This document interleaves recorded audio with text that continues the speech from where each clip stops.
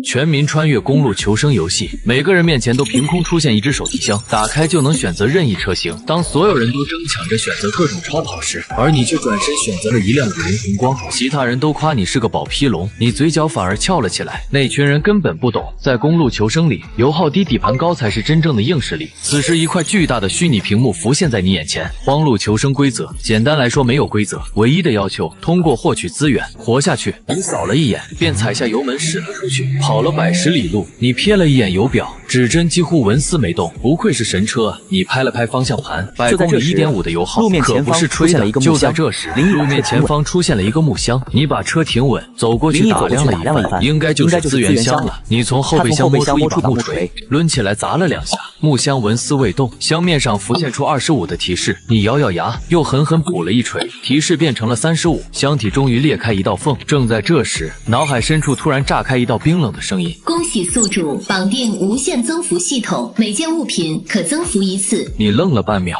旋即大笑出声：什么？这破天的富贵终于轮到我了！检测到木锤可增幅，是否增幅？增幅。增幅。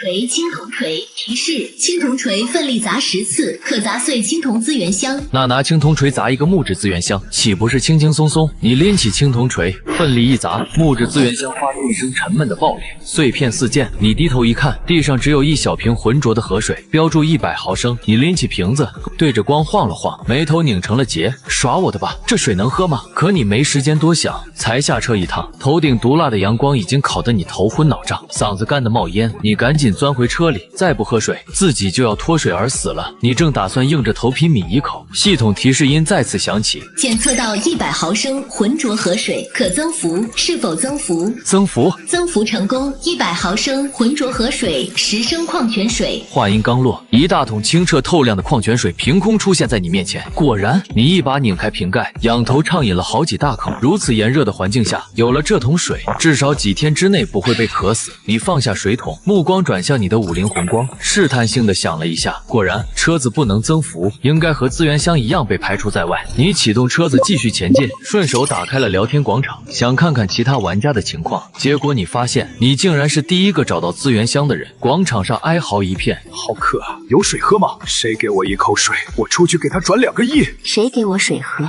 我出去就嫁给他。有人有油吗？我可以给你报身份证，给我一点油，我可以教你唱跳 rap， 还有篮球。你看着这些条件，摇了摇头。在这个游戏里，钱和女人都是身外之物，只有资源才是真理。这时，一条消息引起了你的注意：我得到1升劣质汽油，但我的帕加尼巨神是顶尖超跑，劣质汽油根本用不了啊！你眼睛一亮，立刻点开他的主页，发送私信：你用不了的话，我拿1升矿泉水跟你换，怎么样？对方丝毫没犹豫。玩家陆万成发起交易，是否接受？接受。1升劣质汽油出现在车内，检测到1升劣质汽油，可增幅，是否增幅？增幅。增幅成功，1升劣质汽油，50升精炼汽油。你倒吸一口凉气，不仅质量从劣质提升为精炼，数量竟然也翻了50倍。精炼汽油浓度更高，更耐用，而你的50神车本身油耗就低，这些燃油够你跑很久了。你心情大好，直接打开了空调，冷风呼呼的吹着，你舒服的靠近座椅。外头烈日炎炎，别人还在为一口水发愁，你已经吹上空调了。继续前行。50神车虽然实用，但受价格所限，没有安全气囊之类的保护措施，你也不敢狂飙，车速始终保持在70迈上下。不远处又出现了一个木质资源箱，你把车停稳，没有急着下车，而是按照惯例先查看四周环境。在这个求生游戏里，一切都是未知的，你只有1条命。确认四周没有异常后，你抄起青铜锤快速下车。说实话，这种开盲盒的感觉可比拆快递刺激多了。你走上前，一锤砸下去，结实的木质资源箱应声碎裂，一道黑影猛地窜了出来。你定睛一看，一只硕大的黑耗子正迎面朝你扑来。你本能的弯腰一闪，大黑耗子扑了个空，落在2米开外，呲着牙转过身来。你趁他还没发起第2次攻击，一把抓起箱子里散落的物资，撒腿就往车上跑，猛地拉开车门钻进去，砰的关死。咚咚，车外传来一下又一下的撞击声。你心有余悸地看着后视镜里那只巨大的黑耗子道：什么品种的老鼠能长这么大？是3路长大的吗？没有趁手的武器，你不可能跟这种东西正面硬刚，万一受伤被感染，这里缺医少药，等待自己的只有死路一条。你赶紧发动引擎，油门踩到底。大黑耗子在后面穷追不舍，但终究还是被甩在了身后。你终于松了口气，低头看向刚才慌忙中抓到的物资，一个发霉的烧饼，还有一张设计图，武器设计图，普通伞兵刀，所需材料：精铁8，白铜1。检测到武器设计图，可增幅，是否增幅？增幅，增幅成功。普通伞兵刀设计图，寒风 T1，多用军刀设计图，所需材料：精铁26，金刚3，白铜1。提示 ：T1级近战武器，代表国际上较为先进的设计。你看着上面的材料需求，兴奋中带着头疼。图纸是骚，可这需要的材料也太吓人了吧！矿石10炼为铁，20炼为金，50炼为钢。你心里清楚，游戏初期想弄到这些材料难度不小。你又看向那块发霉的烧饼，没就算了，关键还跟那只大黑耗子待过，要不是有增幅系统，你早扔了。增幅成功，发霉烧饼，烤馕100。一大堆金黄酥脆的烤馕瞬间堆满了车内，香气扑鼻。你来到这里还没吃过东西，抓起2个就往嘴里塞，狼吞虎咽。吃饱之后，你简单盘算了一下现有物资，随即做出一个决定，打开交易广场，发布悬赏任务。玩家林毅发布悬赏，悬赏范围：精铁、金刚、白铜及各类金属资源，每一种金属资源可兑换矿泉水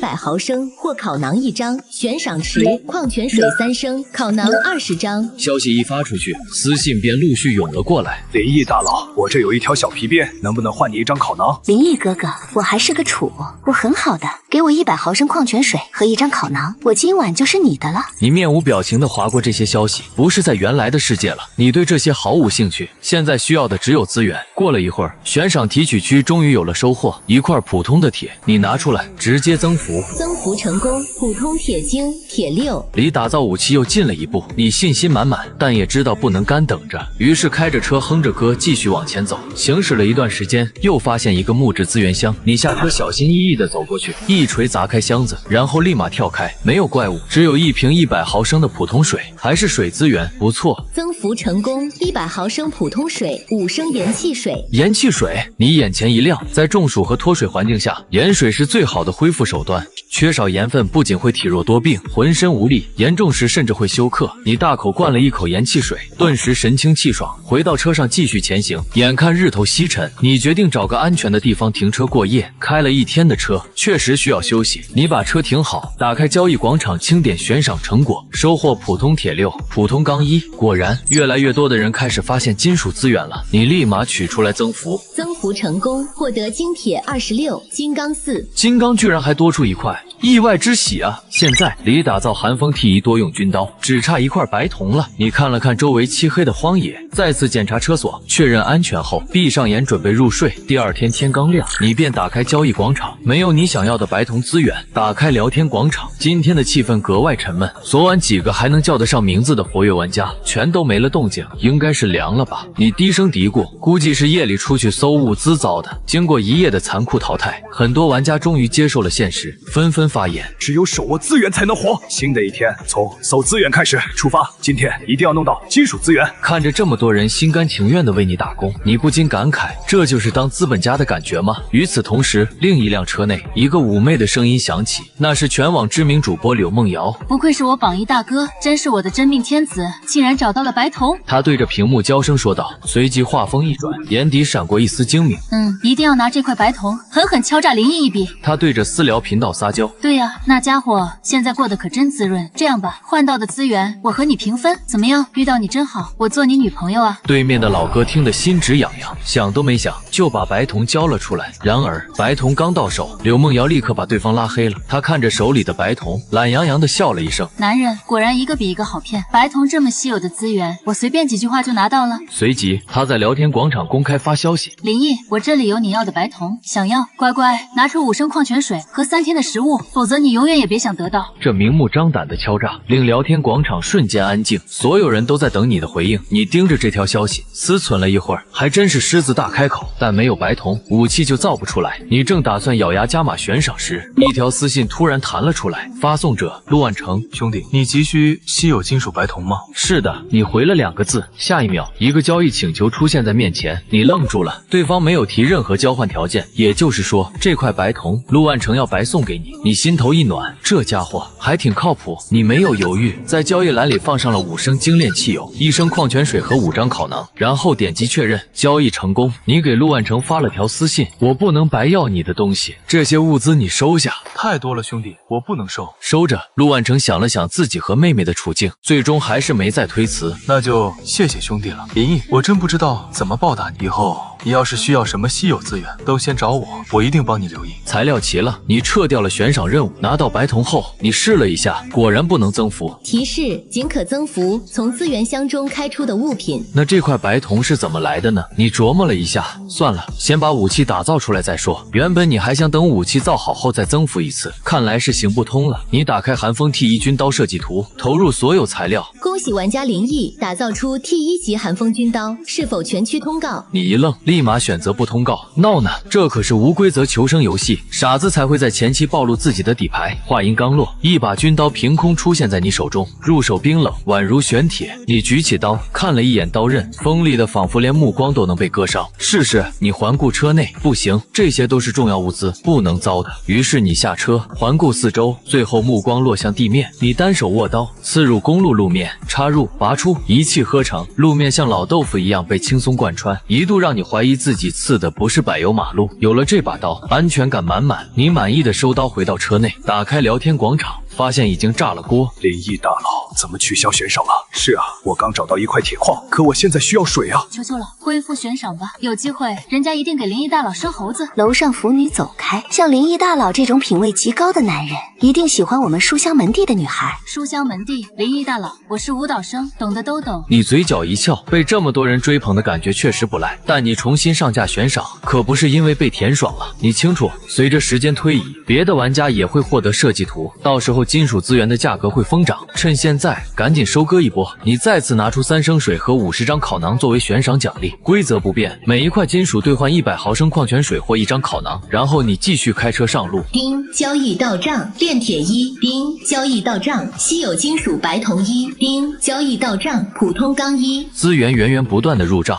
就在这时，你余光瞥见路边杂草堆后面一个青色的箱子若隐若现，青铜资源箱。你拿出青铜锤，谨慎地下了车，走到资源箱旁，深吸一口气，开始用力猛砸。1锤、2锤、10锤，箱子碎裂的瞬间，你握紧军刀，猛地向后跳开，警惕地扫视四周，没有危险。地上散落着2样东西，一个医用急救包和一片指甲盖大小的甲片。你弯腰拾起物资，正准备转身上车，背后的荒草丛突然传来沉重的响动，连脚下的地面都在颤抖。你瞳孔一缩，后面那东西个头绝对不小，你头都没回，拔腿就跑。风声裹挟着野兽的嘶吼灌入耳中，你余光一扫，一头獠牙外翻的巨型野猪正朝你冲来。去他妈的，哪来的巨齿野猪？你知道50虽然省油，但绝对扛不住这畜生，蓄力一撞，回车是来不及了。你看到前方有一片乱石堆，当机立断冲了上去，3步并2步爬上小山坡。野猪冲到坡下，仰着头朝你怒吼。你抓起脚边的石头狠狠砸下去，野猪被彻底激怒，嘶吼着往上冲，但它身躯太过沉重，脚下圆滚滚的碎石被挤压得四散划开，四只蹄子越陷越深，整头猪卡在了石堆里，动弹不得，只能愤怒地咆哮。卡住了，你眼中金光一闪，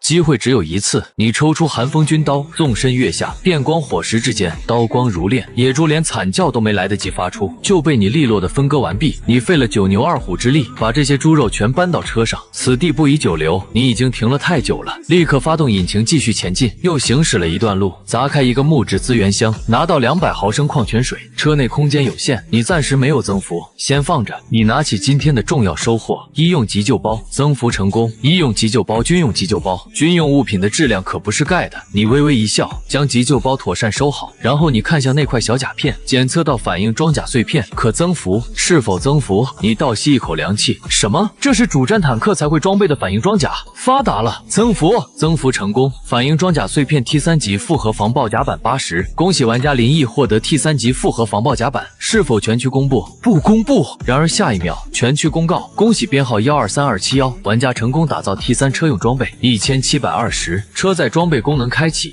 你直接愣了，不是说不公告吗？好在只显示了编号，没有暴露身份。你长舒一口气，随即注意力被新功能吸引。车载装备，你打开功能页面，发现竟然可以更改车辆组件，载具主架构能被防爆甲板替换。你立刻执行替换，车的外观没什么变化，但隐形的防爆甲板已经覆盖在了车身上。虽然要完全包裹整辆车还需要120块，但至少现在主驾驶位已经被保护起来了。T3 级复合防爆，不说能扛住坦克炮，挡几发步枪子弹还是轻轻松松的。你满意的拍了拍方向盘，目光落向后座堆着的猪肉，肚子适时的叫了一声，今晚吃烤猪肉。你打开交易广场，发布新的悬赏，悬赏目标木炭、火鸡、调料、烧烤架等烧烤道具，每样可兑换100毫升水或1张烤馕。为了以防万一，你又下车去捡了20-30根野生木柴，荒山野岭的，数目不少，木柴倒不难弄。回来后打开交易广场一看，收获不错，烧烤架1，木炭3，孜然辣椒面200克，还有1瓶江小白。你笑了，江小白都有，好家伙，其他玩家除了生存必需品之外，这些杂七杂八的东西还真是不少。你取出木炭，增幅成功，普通木炭3，优质木炭100。你架起烧烤架，点上木炭，切好猪肉串上去，油脂滴落在炭火上，滋滋作响，香气弥漫在夜色里。你撒上孜然和辣椒面，再小酌一口江小白，惬意。然而聊天广场上却传来一条令人揪心的消息：我是陆万成，我妹妹她不听劝，夜里跑出去搜物资，被草丛里潜伏的巨蜥咬伤了脚，伤口被感染了。各位大哥大姐，谁有消毒药水或者急救药品？求求你们了，救救我妹妹！聊天广场顿时安静下来。巨蜥满嘴细菌，被咬伤怕是凶多吉少，大伙儿自己都还在愁吃喝，哪有多余的急救用品？你去找林毅大佬试试看吧。有人出了个主意，陆万成犹豫了。你帮过他，他一直不太好意思再打扰你，但为了妹妹，丁，你收到一条私信，你打开一看，只有一句话：求求你，救救我妹妹，她才19岁。交易页面随之弹出，陆万成放上了他手头最值钱的东西，一张粒子空间戒指设计图。你看了一眼，没有丝毫犹豫，直接放入军用急救包，点击交易，交易完成。你打开粒子空间戒指的介绍，粒子空间戒指除生物外，任何物品均可收入粒子空间，拥有者凭意念即可瞬间存取物品，且粒子空间内时间静止，物品永不损坏。你瞪大了眼，我了个去，真的是储物法宝！翻到材料栏，所需材料粒子尘埃，设计图上的材料栏倒是简单，只需要一种东西，粒子尘埃。粒子尘埃，这是什么玩意儿？你翻来覆去研究了半天，毫无头绪。不过转念一想，既然设计图里标注了这种材料，游戏中就一定能找到。你打开交易广场，玩家林毅发布悬赏，悬赏目标粒子尘埃及一切从未出现过的稀有材料，悬赏奖励野猪肉、精炼汽油。发完悬赏，你继续大快朵颐，把剩下的烤猪肉吃了个精光。饱餐之后，你望着旁边还剩的烤肉和盐汽水，脑海里浮现出陆万成的脸，这哥们儿讲义气，白送了一块白铜，帮了自己不少忙，让他好好活着，将来还能给自己提供更多资源。你打开交易页面，给陆万成送去了5斤烤肉和800毫升盐汽水。陆万成收到后，声音都在发颤：这真的是给我的吗？你妹妹受了伤，需要休养，营养也得跟上，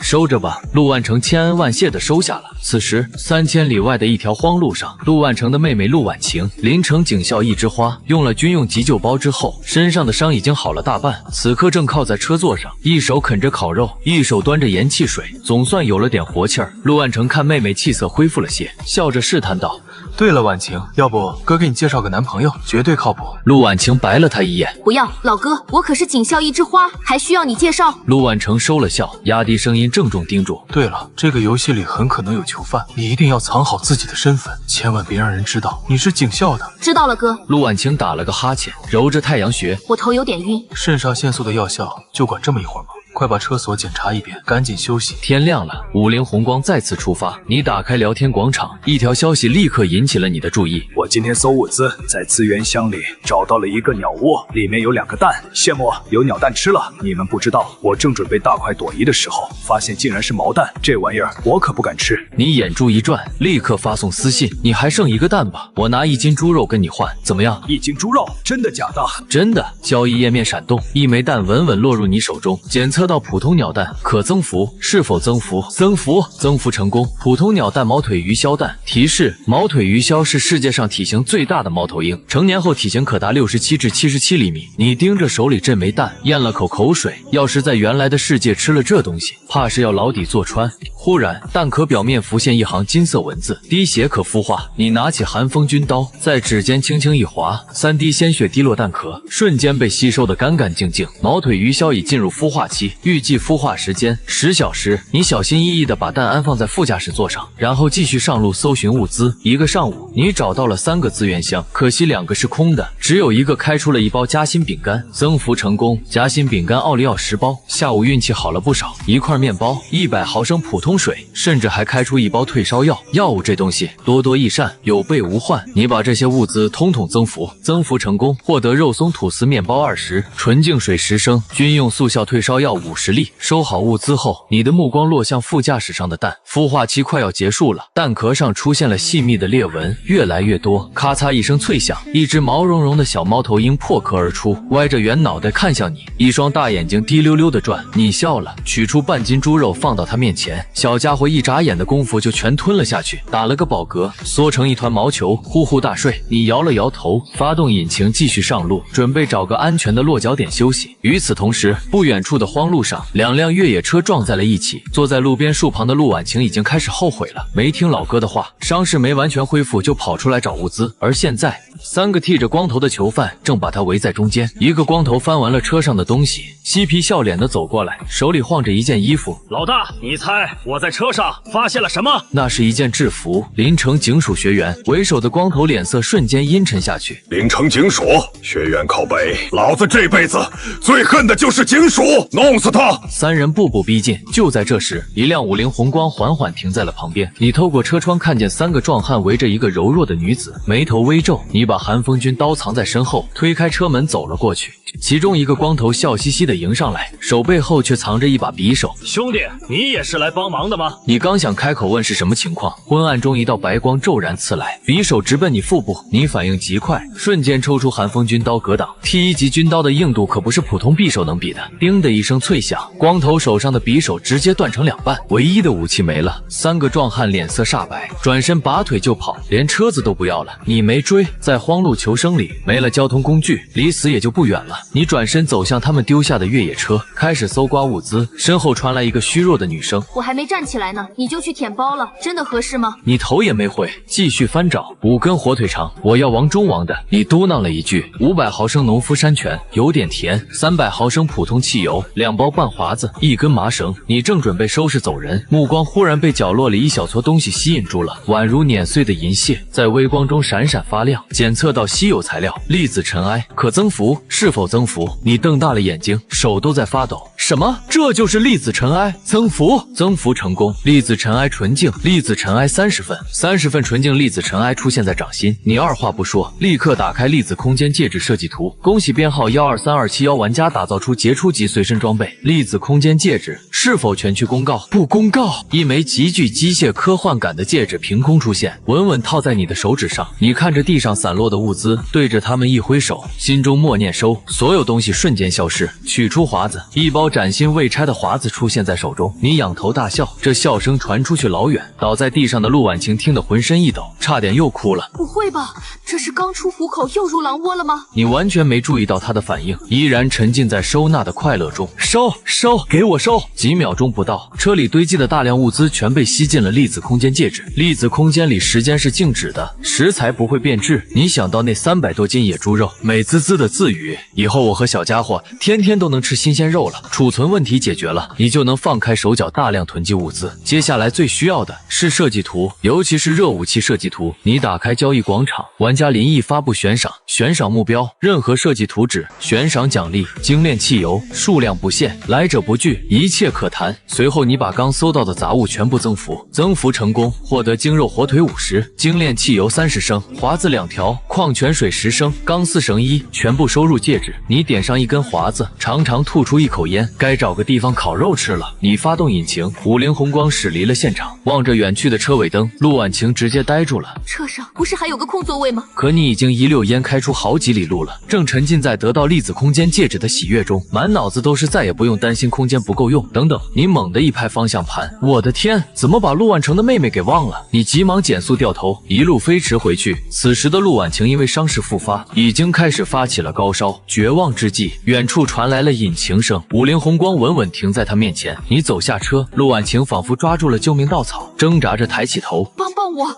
我家很有钱的。钱在这儿没有意义。你蹲下身看着他，帮你可以，不过你得付出一些代价。陆婉晴沉默了几秒，咬着牙，行，你想要什么就拿什么吧，别把我一个人丢在这里。嘿嘿，那我就不客气了。陆婉晴闭上了双眼，然后她感觉到你的手越过她，伸向了她身后那柄大大的金色锤子。你一把拎起金锤，在手里掂了掂，自己经过系统增幅后才得到青铜锤。而这女人居然拥有金锤，比自己的锤子高出整整2个等级。陆婉晴睁开眼，发现你拿的是金锤，表情有些复杂，似乎还有点失望。你还有什么？你问。水、烤肉，还有1升精炼汽油。还有呢？那把锤子和什么？陆婉晴犹豫了好一会儿，终于说出口。还有1张手枪设计图。作为临城警署学院的学生，他一直梦想拥有一把属于自己的配枪，但事到如今，命比枪重要。成交。天色已晚，望着陆婉晴烧得通红的脸，你拿出2粒军用速效退烧药递给他，随后把他送回他自己的车上。这个状态肯定没法开车了。你想了想，从戒指中取出钢丝绳，把2辆车连在一起，引擎发动，拖着他的车一起离开了。找到一处合适的地点后，你拿出木材，很快在2辆车之间升起了一堆篝火。你取出几张烤馕放到火旁，陆婉晴闻到香味，拖着虚弱的身子凑过来，抓起烤馕就狼吞虎咽。你不吃吗？他边嚼边含糊地问，这些是专门给你的，我来之前已经吃过了。能不能把我车上的水拿过来？这饼有点噎嗓子。这一顿我请，你自己的水留着吧。你递给他300毫升纯净水。吃饱喝足后，陆婉晴这才注意到你脚边蜷缩着的毛茸茸小东西。在求生游戏里，你居然养了一只鸡。鸡？你嘴角抽了一下，这是猛禽。我看它露出来的，也就是小鸡爪子呀。你呆滞地看着他，深吸一口气，这是鹰爪。你不会是？陆婉晴凑近看了看。好吧，好吧，那以后一定很威猛。小家伙似乎听懂了，开心地蹦了2下。行了，陆婉晴打了个哈欠，我吃好了，该休息了。你把他送回车上，转过身，却发现小家伙嘴里叼着的肉不嚼了，死死盯着篝火上架着的烤猪肉。你也知道熟肉好吃了，于是你一口他一口，人鸟共享，吃得不亦乐乎。你一挥手，500毫升盐汽水凭空出现在掌心。这粒子戒指太好用了。忽然一条私信把陆婉晴惊醒了，她揉揉眼睛一看，是老哥发来的。婉晴，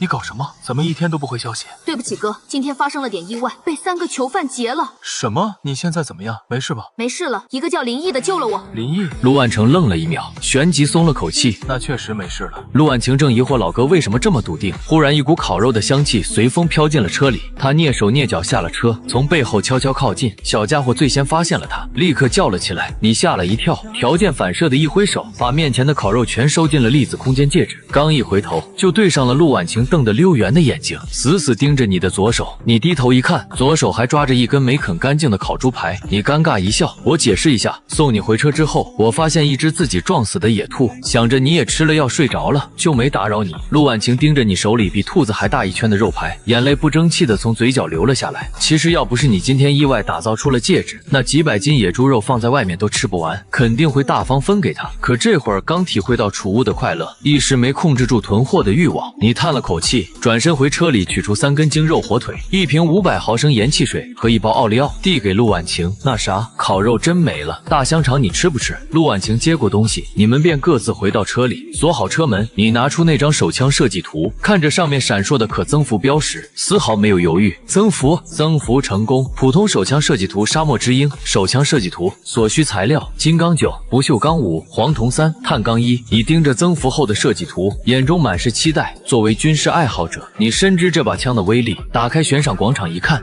经过这几天的持续悬赏，各类金属资源领取区已经堆满了金属，你全部取出，统统增幅成功，获得金刚23、精铁46、星段不锈钢18、碳钢3、黄铜9。没想到居然直接凑够了打造材料。你立刻打开设计图，全服公告，恭喜编号123271玩家林毅打造出全服第1把稀有级肉武器，全服武器排名激活。你打开排行榜，第1名稀有级沙漠之鹰手枪，林毅；第2名普通级13连发自动手枪，第3名破损级王八盒子。排行榜末端有一行小字：武器前3霸榜一周，可获得声望奖励。第1名1000声望，第2名500声望，第3名300声望。声望干什么用的？你嘀咕了一声，随即注意到旁边的装备品级说明，点开查看，品级由低到高：破损、普通、T1、稀有、杰出、卓越、完美。也就是说，你的沙漠之鹰比第2名高出整整2个等级，而粒子空间戒指也不过是杰出级。你开始期待完美级装备到底有什么样的威力？虽然有系统在手，但资源箱里能开出什么，终归只能靠运气。想着明天一早就出发搜物资，你闭上眼养精蓄锐。第2天一早，你一睁眼就发现陆婉晴蹲在你的车门口。怎么了？我的车发动不了了。你叹了口气，只好让她坐上副驾驶。50红光出发。不得不说，陆婉晴这姑娘运气是真的好。车上多了她之后，你还没行驶多远，一个青铜资源箱就出现在了眼前。你拿起金锤走过去，一锤砸下，金锤砸青铜箱的威力果然不同凡响，资源箱干脆利落的碎裂开来。小心！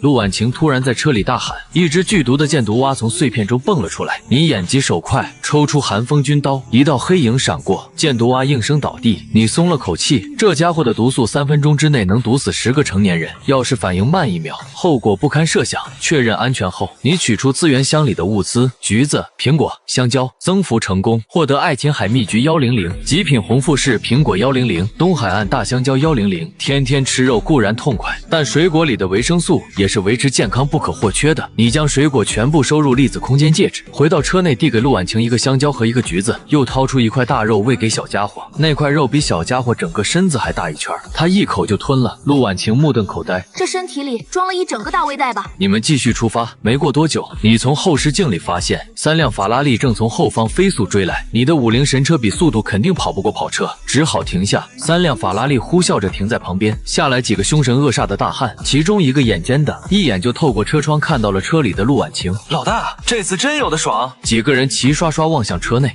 眼睛都直了。我看那个小妹妹好像有点生病啊，大伙儿都来帮忙打几针。你走下车，几个恶汉立刻围了上来，为首的一个拽着拳头，满脸横肉。识相点，我们可都是原来那个世界有名的医生，打针的事儿我们来就行了，你哪凉快哪带着去。你面无表情，反手掏出沙漠之鹰，为首的恶汉先是一愣，随后放声大笑。据我所知，现在有手枪的一共也就2个人，你一个开50的，吓唬谁呢？对对对，肯定是玩具。旁边的人附和道。恶汉握着拳头，一步步朝你逼近，你没有犹豫，砰！恶汉应声倒地。之所以没在第一时间开枪，只是想省几颗子弹罢了，但不给这些亡命之徒一点颜色看看，真把自己当软柿子了。妈呀，是真枪！剩下的人全部吓得愣在原地，谁能跑得过真理呢？你平静地说。随后你让他们把所有物资掏出来，500毫升河水，6块小麦面包，2升劣质汽油，6把开山刀。除了开山刀之外，其他东西全都可以增幅。你满意的将物资收入戒指，然后拿起军刀走向那3辆法拉利，穿梭其间，把每辆车的轮胎都扎了个洞。几个大汉敢怒不敢言，你大摇大摆地回到车里。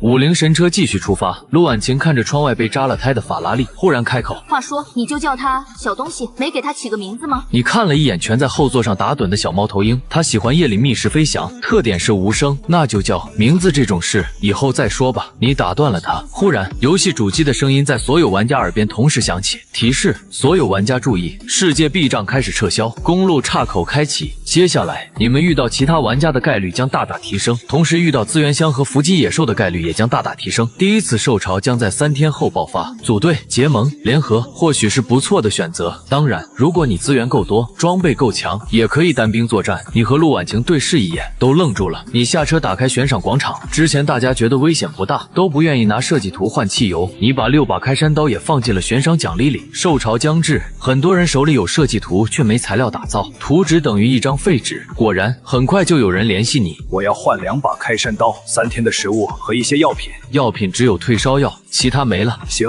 就这些，马上交易。交易请求弹出，你看了一眼对方放上来的东西，一张设计图纸，你爽快地摆上2把开山刀，20张烤馕，3升纯净水，10个苹果和军用速效退烧药。点击交易，交易成功。你打开设计图一看，小型弹药储备库设计图，有了这东西，很长一段时间都不用担心弹药问题了。这时陆万成发来一条私信：我妹妹现在还好吗？之前出了点意外，现在没事了。你刚想问她在哪里，一个新的交易请求弹了出来，你点开一看，居然是一张乌兹冲锋枪设计图纸。婉晴跟我说是你救了她，感谢的话我就不多说了。我刚得到这东西，希望对你有帮助，一定帮我照顾好我妹妹。行，3天后就是受潮了，给你一把开山刀防身，你放上一把开山刀和一些水果，点击交易，交易成功，你拿起乌兹冲锋枪设计图，增幅成功。乌兹冲锋枪设计图改良版轻机枪 M249 设计图，所需材料：精铁12、金刚16、碳钢13、白铜3、青铜4。这些资源你早就囤了不少，你从戒指中取出材料，立刻打造。全服公告：恭喜编号123271玩家林毅打造出杰出级热武器改良版轻机枪 M249。恭喜林毅，热武器 M249登上排行榜第1，一挺大菠萝凭空出现在你手中，你拎起来掂了掂，满意至极。管你什么牛鬼蛇神，来就给你一梭子。你抱着枪上了车，陆婉晴用崇拜的眼神看着你。你居然有大菠萝！继续上路，你刚踩下油门，后方忽然传来沉闷的牛叫声。牛！你疑惑地看了一眼后视镜，车速已经达到120公里每小时了，这绝对不是正常生物。3头身上布满厚重盔甲的巨牛正在车后穷追不舍。砰！车尾被狠狠顶了一下，你的防爆甲板只保护了车头，再被顶几下，50神车就得报废。你一把将大菠萝塞进陆婉晴手里，打！陆婉晴到底是警校学生，基因瞬间觉醒，她探出车窗，对着3头铠甲野牛就是一顿扫射。几秒之内，3头野牛全部倒下。你缓缓停车，走下去查看，只见野牛的尸体竟离奇消失了，地上只留下一块猩红色的结晶体和一块玻璃碎片。你走下车，拾起地上的2样东西，检测到普通防弹玻璃碎片，可增幅，是否增幅？这居然是防弹玻璃，增幅，增幅成功，普通防弹玻璃碎片。防爆玻璃吧，你立刻打开车载装备功能，果然部件改装按钮不停闪动，载具普通玻璃可替换为防爆玻璃，是否替换？替换。504周的8块玻璃瞬间加厚了5毫米，从外表几乎看不出变化，但你知道这层防爆玻璃的防护力已经今非昔比，顺手捡回来的碎片都这么好用，你感慨了一声，随后看向手中那块猩红色的结晶体，检测到特殊材料灵魂晶石，可增幅，是否增幅？你瞳孔骤缩，灵魂晶石，这是什么东西？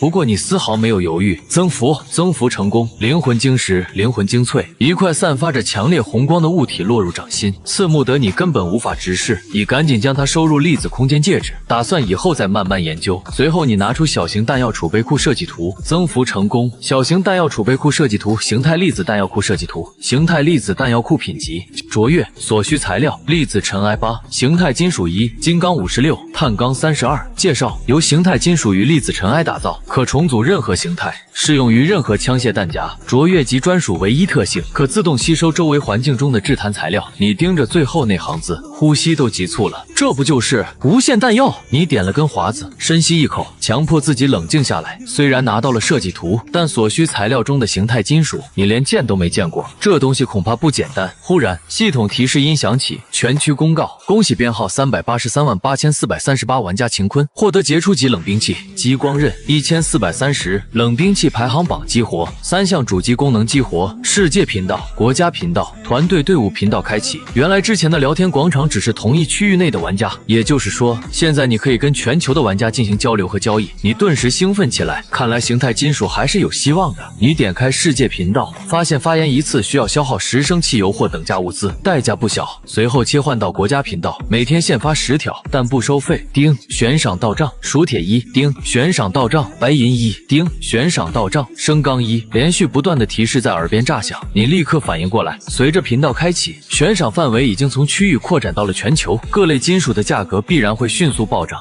必须先下手为强。你当机立断，拿出暂时用不上的物资挂上悬赏，纯净水30升，野猪肉100斤，精炼汽油15升，作为荒路求生的必需品。没过一会儿就被兑走了大半，换回来不少金属，不过大多是常见品种，稀有金属寥寥无几。你只好继续开车出发，带着陆婉晴一路前行。沿途你遇到不少高等级资源项，收获颇丰，其中包括3斤 TNT 炸药和一个急救包。为了犒劳陆婉晴，你特意拿出烤猪肉，但她这次没像往常一样狼吞虎咽，只是坐在那里愣神。怎么了？没胃口吗？陆婉晴站起身，神色黯然。我哥旧伤复发了，身边没人照顾，恐怕撑不了太久。林毅，明天帮我找到一辆车，我们就分开吧。你沉默了一瞬，点了点头。回到车内，你为了夜影一些食物，准备休息。忽然，远处传来由远及近的引擎声，渐渐清晰。你瞬间困意全无，抄起沙漠之鹰走下车，猫着腰朝声音音方向摸过去，只见一个男人浑身伤痕累累，靠坐在一辆熄了火的车旁，奄奄一息。你观察了一下，确认是华夏面孔，便走上前去。通过简短的交谈，你得知这人跟你同属一片区域，甚至还曾和你做过交易。后来在路上遭到了樱花国几个玩家的埋伏，被打成了这样。你把急救包递过去，男人摆了摆手，苦笑道：“不用了，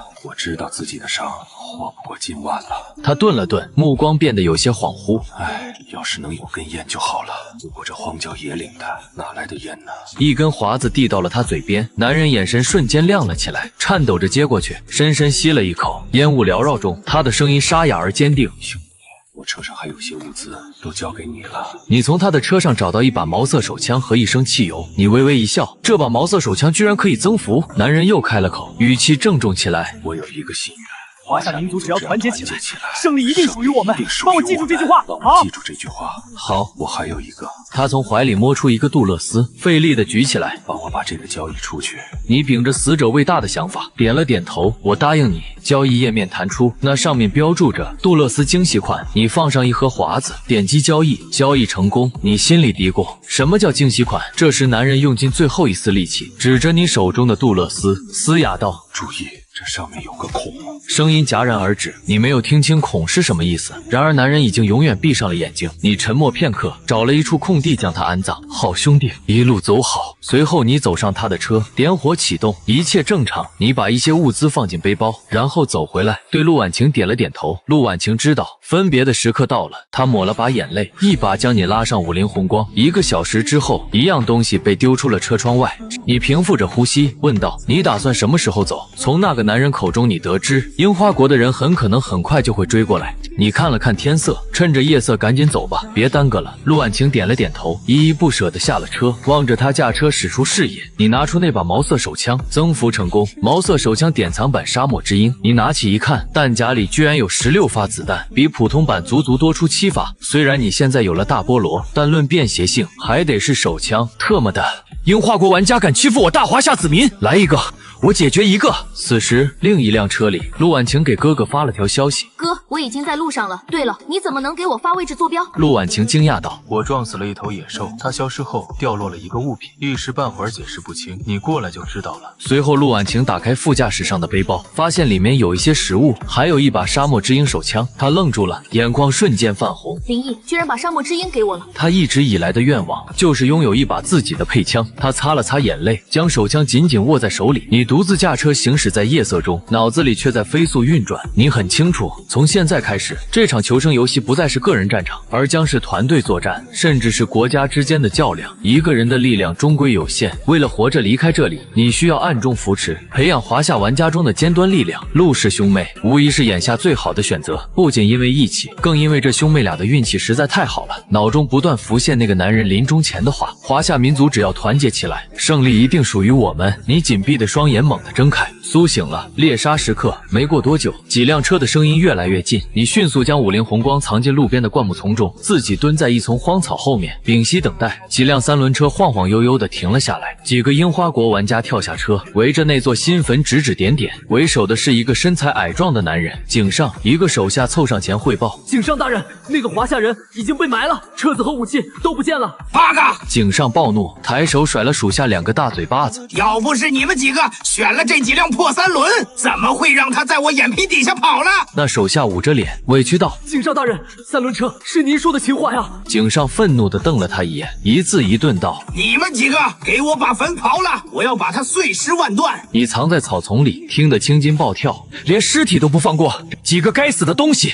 要是2营长在身边，意大利炮早端上来了。你忽然一拍脑袋，从粒子空间戒指中取出一块沉甸甸的东西 ，TNT 高爆炸药，增幅过后的，足足半公斤。你毫不犹豫地点着引信，朝那群人中间甩了过去。几个樱花国人低头看到脚边滚来的 TNT， 脸色瞬间惨白，想跑来不及了。你早就把控好了爆炸时间。一声震耳欲聋的巨响过后，烟尘弥漫。你从草丛中走出来，掏出沙漠之鹰，枪口对准残存的几人。井上浑身是血，瞪大眼睛看着你。你居然没死，8个！你居然有炸药，你会后悔的！他身边一个手下厉声吼道。话音未落，一道类似相机闪光灯的白光突然亮起，直接拍到了你的正脸。你眉头一沉，毫不犹豫扣动扳机。枪响过后，你弯腰捡起那个宛如 MP3 大小的机器，检测到影像传输定位器，可增幅，是否增幅？你虽然疑惑，但还是选择了增幅。增幅成功，影像传输定位器视野共享美瞳套盒，一个金属盒子出现在手中。至于刚才被拍了照，你也不是很在意。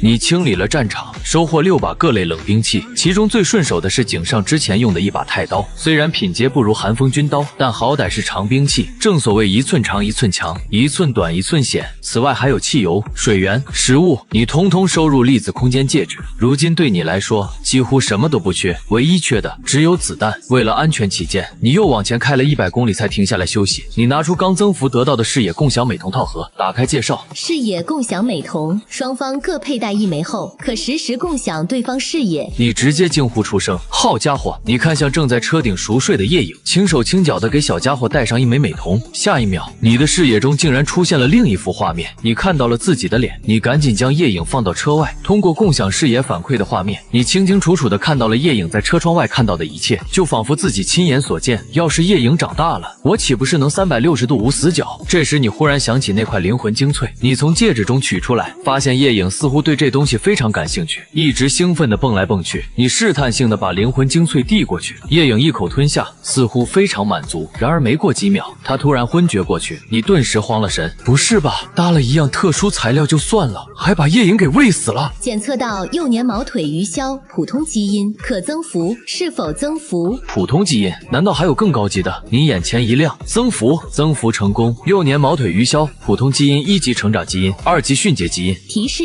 基因增幅改造需8小时，期间尽量保持休眠。增幅过程中若被打断，将对增幅者产生不可逆转的永久伤害。恭喜宿主成功达成系统条件，触发新功能点缀。一连串的系统提示在脑海中回荡，你来不及查看新功能，赶忙低头看向夜影，只是睡着了，呼吸平稳，你松了一口气。系统，基因增幅有什么用？基因增幅至6级后，可激发生物返祖特殊能力，即将各种动物的天赋能力增强数倍。夜影的特殊天赋为弱化黑暗，能在完全黑暗的环境中捕捉一切信息，即夜视能力。你满意的点了点头，随后开始研究新功能。点缀，点缀功能，点缀过的物品将与宿主进行绑定，绑定后该物品无法对宿主造成伤害。消耗，每次点缀需消耗1天使用权限，仅可点缀可增幅或已增幅的物品。检测到典藏版沙漠之鹰可点缀，是否消耗1天使用权限进行点缀？点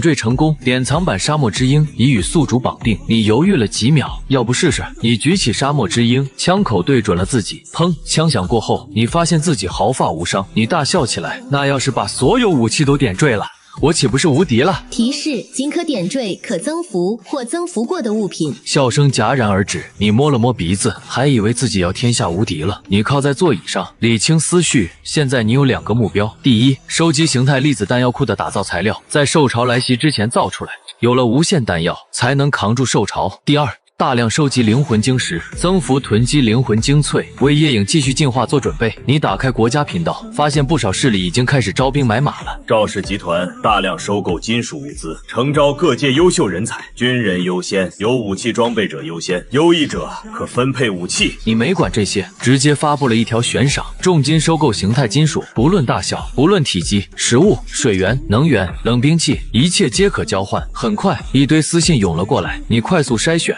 一条消息引起了你的注意，林毅到了，形态金属我有。你心跳加速，立即回复，可以看看吗？如果是真的，我愿意重金兑换。交易请求弹出，你点开一看，居然真的是形态金属。你想要什么？我这里除了热武器，基本都有。对方想了想，发来一串清单：匕首2把，弯刀1把，伞兵刀1把，再加6天的食物和燃油。你要是能拿得出来，形态金属就归你。成交。你将武器和6天份的资源摆上交易栏，点击确认，交易成功。一块密度极大大的金属落入掌心，沉甸甸的，材料齐了。检测到卓越级形态粒子弹药库设计图，已满足打造要求，是否打造？打造。全服公告，恭喜编号123271玩家林毅成功打造出全服第一件卓越级武器装备形态粒子弹药库，获得10000声望值奖励。你取出几块金属矿石和2斤 TNT 高爆炸药投入弹药库，顶部立刻浮现出一个虚拟列表，可制造9毫米手枪微冲子弹1200发，或556毫米枪械多用子弹500发。你思考片刻，选择打造450发556毫米子弹和50发127毫米子弹。大菠萝用556，沙漠之鹰用127。你取出沙漠之鹰的普通弹夹，已经不需要这种了。形态粒子弹药库微微震动，瞬间重组成了沙漠之鹰弹夹的形状。50连发的典藏版沙漠之鹰。了解一下，你重新启动车子，继续往前行驶。大约1个小时后，前方路面上出现了一个银白色的箱子，在阳光下闪闪发亮。这难道是白银资源箱？你揉了揉眼睛，确认自己没看错，这还是你第一次遇到白银级别的资源箱。简单观察了一下四周环境，你拿着金锤走下车，金锤砸白银资源箱，只需要一锤，你挥锤砸下，资源箱轰然炸裂，里面滚出4个圆滚滚、黑乎乎的东西。你走近一看，检测到银河真空胎4可增幅，是否增幅？银河真空胎由21世纪比利时太空科研研究所设计的超未来概念轮胎，将耐磨与防滑性能开发至极致。增幅成功。银河真空胎3防，真空胎防爆、防烧、防扎。你的50红光现在除了车身防护还不完整之外，最大的弱点就是轮胎了。至于防爆玻璃，你之前已经用沙漠之鹰试过了，连痕迹都没留下。你打开车载装备功能，4个车轮图标上不断闪动着可替换标识，毫不犹豫替换。4只崭新的3防真空胎稳稳装上了50红光，轮胎有了3防，你信心满满，继续向前行驶。转眼到了第3天，受潮倒计时1小时，你早就开始寻找易守难攻的制高点了。找到一处地势开阔的小高地后，你又花了2个小时收集4周的木材堆在左侧作为掩体。50红光停靠在掩体后方，你正在做最后的检查，车内突然响起2声清脆的叫声，小家伙醒了。你收起保养好的大菠萝，拉开50的车门。妈妈，你浑身一僵，车里坐着的不是夜影，而是一个3、4岁模样的小女孩，大眼睛圆溜溜的，正冲你甜甜的笑着。说实话，要不是刚拉开车门就听到那声妈妈，你那把50连发的沙漠之鹰怕是已经吐出火舌了。小女孩见你愣在那里，又张嘴喊道：妈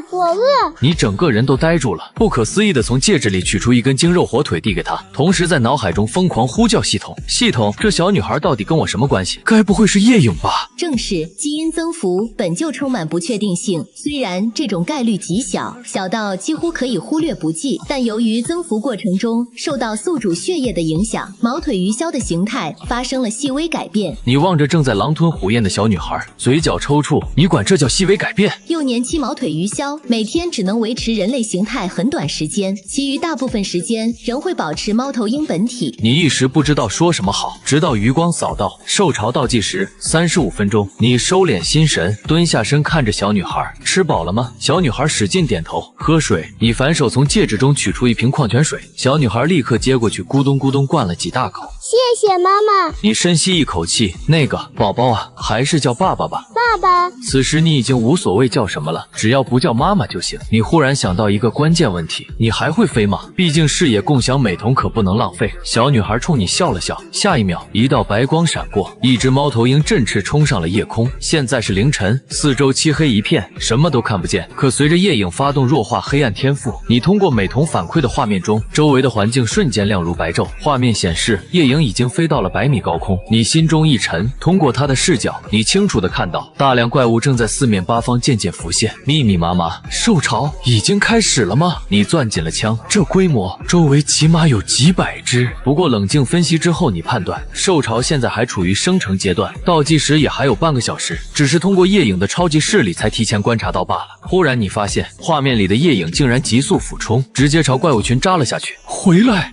危险！你大喊一声，跳上50红光就往那个方向冲。可开了还没10里路，你慢慢停了下来。美瞳画面中，夜影周围的怪物已经全部倒下了。你目瞪口呆，这也太猛了吧！你让夜影收集怪物掉落的东西，自己马不停蹄地赶过去汇合。这时，一条私信弹了出来，发送者陆婉晴。林毅，受潮马上开始了，你那边怎么样？我从老哥那儿弄到了15发子弹，交易给你吧。一个交易请求随之出现，你犹豫了一下，拒绝了。我这边很好，受潮已经过去了。你哥的伤势怎么样？好多了，我哥组建了一支队伍，成员几乎都是退伍军人或者从事安保相关职业的人。你要不要加入？暂时不用。好，如果你需要什么材料或物资，跟我说，我一定帮你弄到。你思考了一会儿，眼下你确实还缺些东西，打造子弹需要的各种铅性金属，还有炸药、火药之类的原材料。你随即给陆婉晴发了一份清单过去，碳钢、木炭、无磷铅、硼矿石、火药、炸药。末尾补了一句，这些材料有多少要多少，定金先付你一部分。你打开交易界面，放上2把开山刀。好，弄到了，第一时间给你。此时距你2000公里之外，陆婉晴坐在车内，心里始终有些不安。对于哥哥新组建的队伍，她总觉得还不够稳当。哥，这几个新招的队员怎么样？能信任吗？陆万成回头看了一眼正在持武器布防的队员，沉声道：这不是信不信任的问题，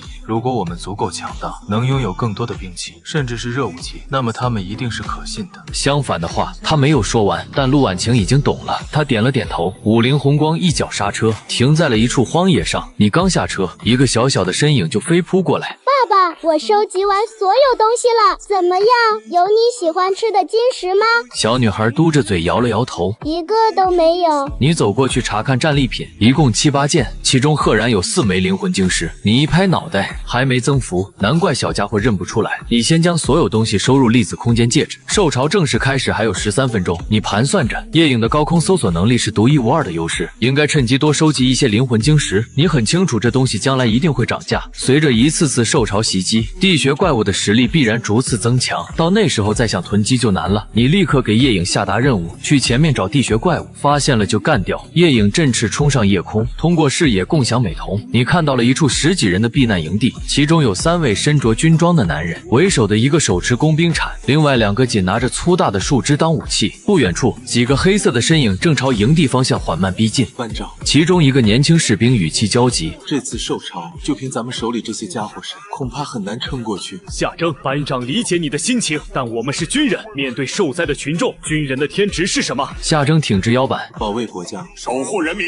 尽职尽责，任劳任怨，不抛弃，不放弃。班长满意的点了点头。待会儿你们俩守在我身后，绝不能放过一个漏网之鱼。是，班长。听到这番对话，躲在篝火后面的一群青年男女却无动于衷，其中不少人的目光都望向人群中央一个染着黄毛的青年齐明。一个女孩怯生生的开口：齐明哥哥，要不把团队里的武器先支援给3位兵哥哥吧，毕竟他们在前面挡着。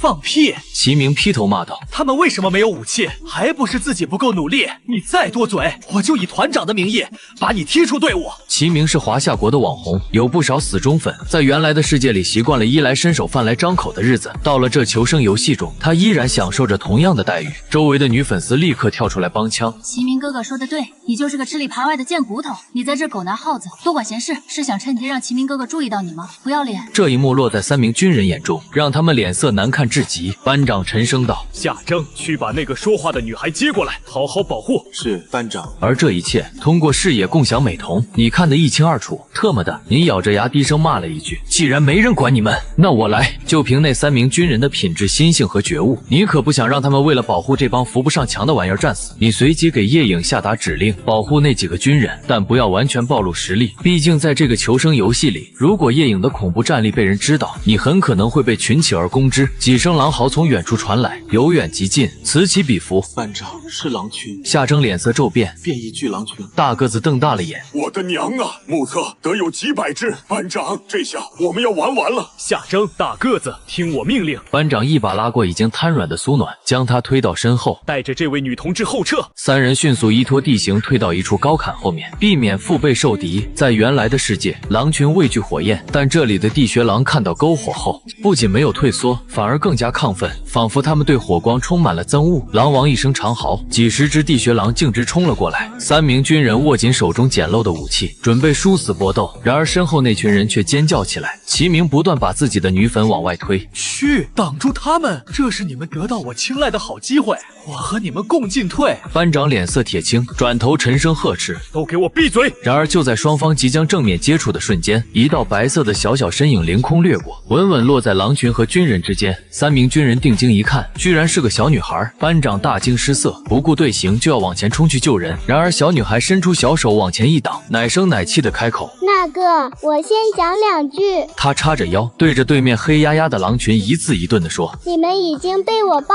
围了。”冲过来的班长傻眼了，躲在后面的齐明团队惊呆了，而屏幕前的你笑了，不愧是我从蛋养到大的闺女。像我，3个军人面面相觑，不是说老人和小孩不参与这次求生游戏吗？然而更诡异的是，狼群似乎真的被震慑住了，一动不动地盯着眼前这个小女孩。3名军人见状，也立刻停下了动作，屏住呼吸，又是一声嚎叫，打破了短暂的宁静。狼王再次下令，几只地穴狼率先发难，恶狠狠地朝小女孩扑来。该死！班长挥起工兵铲准备冲锋，就在这一刻，篝火骤然熄灭，一道白色身影凌空而起，在几个黑影之间飞速穿梭，电光石火之间，白影与黑影同时落地。离得最近的班长都还没看清发生了什么，只见地上已经赫然躺着几具狼的尸体，他正准备松口气，又一声嚎叫炸响，几个同伴被杀，剩下的几百只地穴狼瞬间暴怒，眸子通红，黑压压的朝小女孩涌来。小女孩犹豫了，她谨记着你下达的指令，不要完全暴露实力。面对这么多敌人，她不知道该不该全力出手。眼见狼群就要扑倒小女孩，一辆50红光轰鸣着从黑暗中冲了出来。爹来了！小女孩看到你，满脸惊喜。天不生我夜影，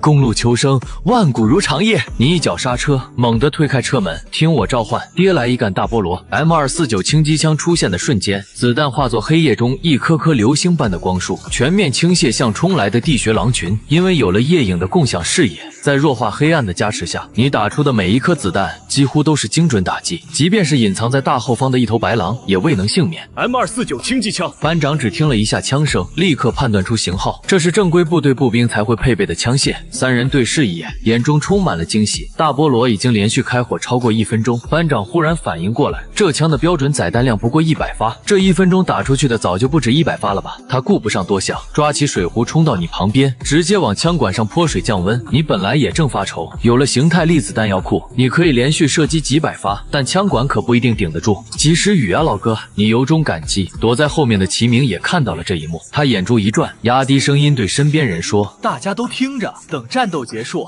全冲过去捡受潮爆出来的资源装备。”女粉丝们立刻进入舔狗模式。齐明哥哥说的对，这受潮本来就是我们的，掉落的装备本来就应该属于我们，要站在道德制高点，狠狠谴责他。听到所有团员对自己马首是瞻，齐明露出一抹阴妇的笑容。不到5分钟，几百只地穴狼就只剩下不到30只，班长松了口气，30只的话，就算大菠萝没了子弹，他们也能应对。然而就在这时，身后突然传来一声低沉的嚎叫，你猛地回头，倒吸一口凉气，反手掏出沙漠之鹰，一头体型远超其他狼的白色巨狼正从暗处缓步走出，快干掉他！出于对职业军人的信任，加上系统点缀的功能特性，你毫不犹豫地将沙漠之鹰抛给了班长。这才是真正的狼王，之前被打死的那头不过是替身，真正的狼王一直藏在暗处窥伺。班长还没来得及反应，狼王骤然暴起，直扑大个子的头部。你闭上了眼睛，不忍看这一幕。千钧一发之际，夏征猛地扑出来，将大个子推开。狼王的利爪落空，但迅速调整，对着夏征就是一爪。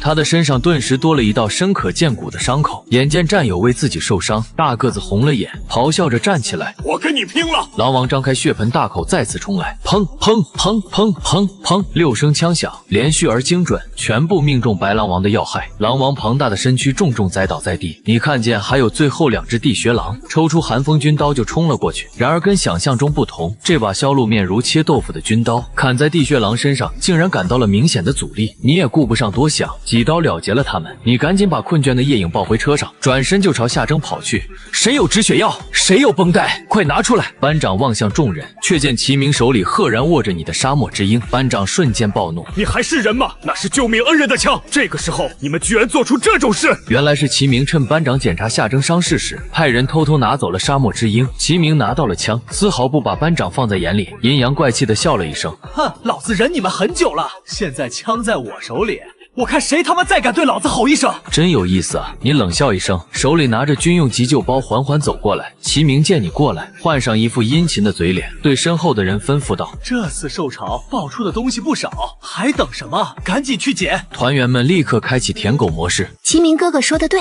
这受潮本来就是我们的，掉落的装备本应该属于我们，要站在道德制高点，狠狠谴责他。齐明满意的点头。先别管这几个人，所有团员都去捡装备，5分钟后集合。你看着拿着你手枪耀武扬威的齐明，会心一笑，丝毫不慌。你从戒指里取出一根华子，悠然点上。你人还怪好的嘞！你吐出一口烟圈，还叫人帮我捡物资。齐明脸色一变，特么的，谁让你抽烟的？你歪头看向他，哟，说话还怪冲的嘞。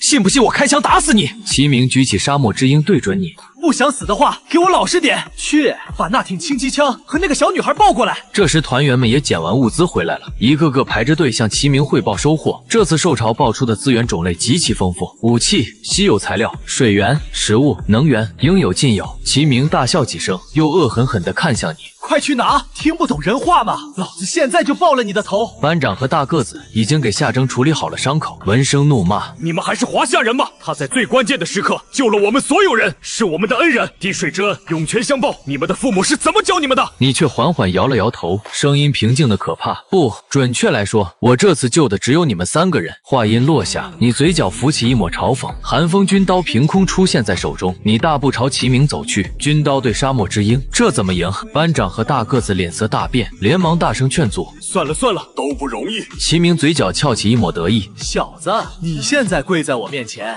从我胯下钻过去，我可以考虑收你当个马仔，不然的话，后果自负。”身后的团员也放声大笑：“姐妹们，我敢打赌，这孙子过来就得跪下磕头认错。你们这是打算共进退了？”“放屁！我们就是齐明哥哥身上的一块肉，共进退。你看不起谁呢？”你听完，轻轻点了点头：“行，无药可救。”下一秒，你化作一道黑影。说时迟，那时快，齐明身边的人只觉得眼前一花，再定睛一看，自己身边已经空无一人。齐明愣住了，发现周围只剩自己一个。“你别过来，我要开枪了！”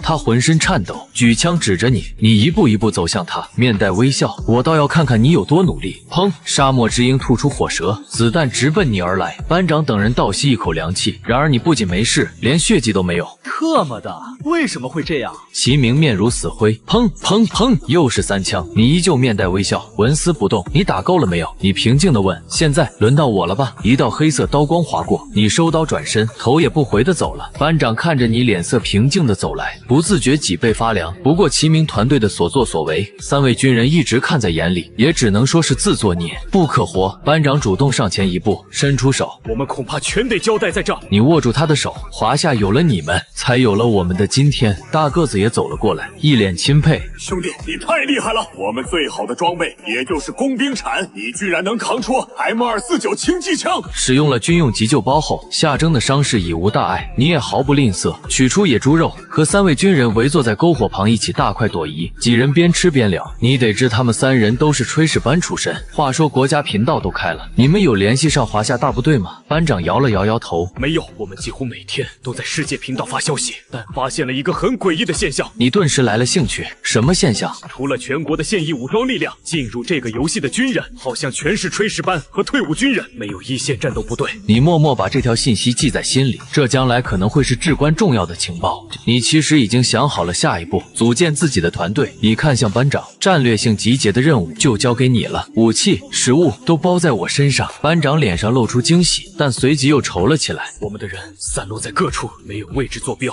想要集结起来太难了。定位的事，你站起身，我现在就去解决。你立刻给陆婉晴发了一条私信：“你现在在哪？你要过来吗？要来的话，我把我们这边的定位发给你。”果然，陆婉晴能那么快找到他哥哥，说明他们一定掌握了定位的方法。你在心里打起了算盘。随后你发了条消息，把沙漠之鹰交易过来。陆婉晴没有丝毫犹豫，一条交易请求随即出现，你点击接受。检测到沙漠之鹰手枪可点缀，是否消耗1天使用权限进行点缀？点缀成功，沙漠之鹰已与宿主绑定。随后你取出10发127毫米子弹，连带着沙漠之鹰一起放进交易栏。这10发子弹你收下。另外，我有件事要请你帮忙。什么忙？忙你尽管说，能办到的我一定帮。你把接下来的计划详细发了过去。我知道了，之后我会把定位发给你。结束聊天后，你看向这次受潮掉落的2件武器，增幅成功，30军刺现代化多用军刺50柄，增幅成功，末影刀金铁包钢，末影刀50把，全部收入粒子空间戒指。另一边，陆婉晴走到哥哥身旁，哥，我有件事跟你商量。没过多久，一条私信发来：林毅，你要集结组建团队。对，你们愿意加入吗？这是一次机会。陆万成沉默了几秒。好，我和妹妹决定加入。我没什么野心，只想带着妹妹活着回到现实。